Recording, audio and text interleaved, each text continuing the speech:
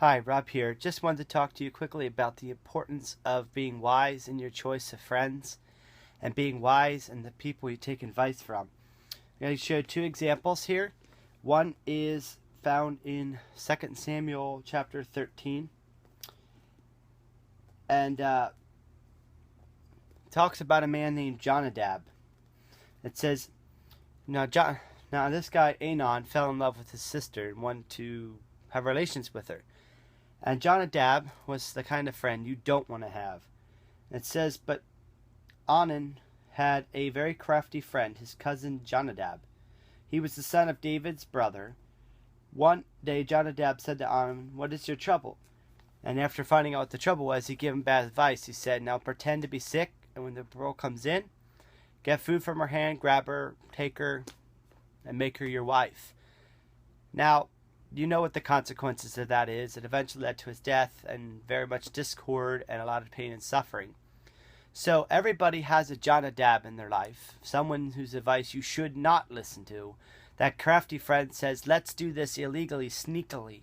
Let's take the easy way out. Let's be crafty and cunning.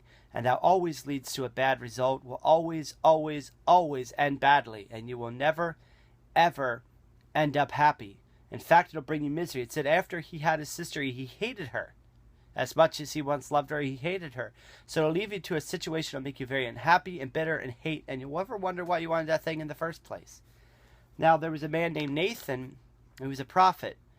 And when David sinned with Bathsheba and killed Uriah and all that, he came and he rebuked the king. And he said, you were wrong. You know, he spoke on behalf of the Lord, but he said, you were wrong. Don't do that. You repent. These are the friends that you need in your life. You need Nathans in your life. People that aren't afraid to stand up and say, no, don't follow Jonadab. Gee, many quivers. That's wrong. That's evil. What's wrong with you? You need people like Nathan in your life that are going to give you good advice, that are going to stand up and say, that's not right. That's not good. Don't do that. You're wrong. You goofed up. Fix it. And you need people like Solomon in your life that have what wisdom and understanding that'll give you good and sound and noble advice. It says in Proverbs, make no mistake, bad company corrupts good character. And don't make friends with an angry man, lest you learn his ways. You will become like the people you hang around. If you have Nathans in your life that help you not only see God's will for your life, but give you good and sound advice, people like Solomon, or at least the beginning part of his life, they give you wonderful advice that help you to reach your goals in an honest, forthright, humble way. These are the people you want to surround yourself with. So if you have Jonadabs in your life, cut them out. They're not going to help you reach where you want. They're going to hold you back, and they're going to make you twice as much an evil person as they are. And it's going to end up in ruin and hurt. What does it profit if you gain the whole world but lose your own soul? And what does it matter if you're rich and you lead to your own destruction? There is no easy way out. You can't scheme to get your goals. Nothing replaces good old-fashioned hard work and doing what's good and right.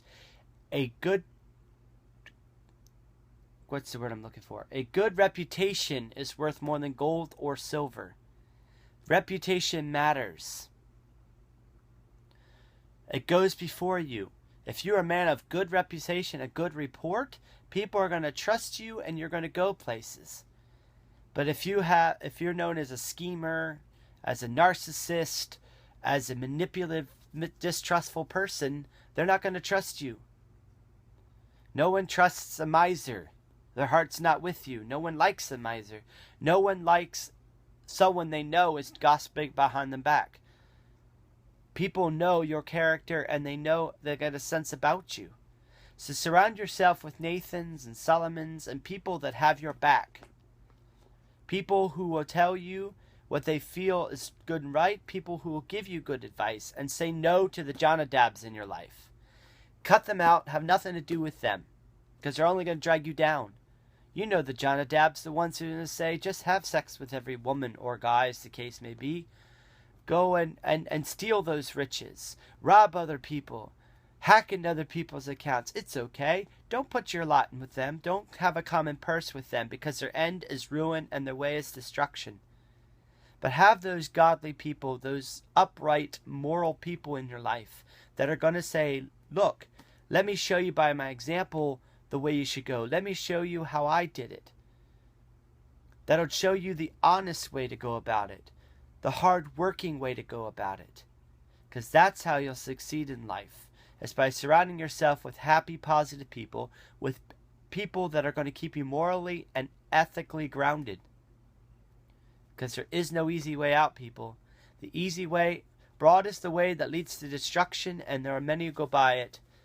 But narrow is the way that leads to life, and there are few who find it.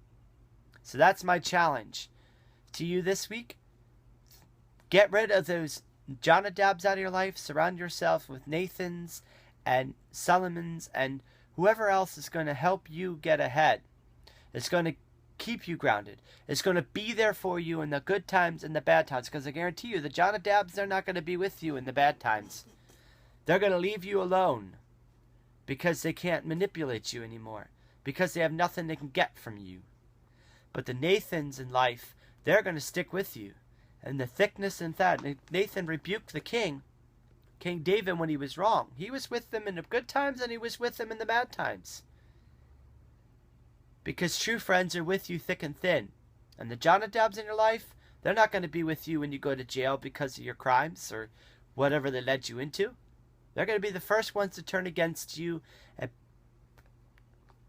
make sure you're the one that gets in trouble.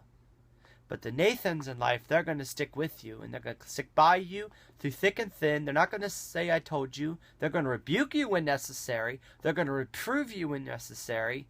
And they're going to get in your face when necessary. But they're going to be there for you no matter what. So that's my challenge for you this week. Peace out, y'all. And shalom.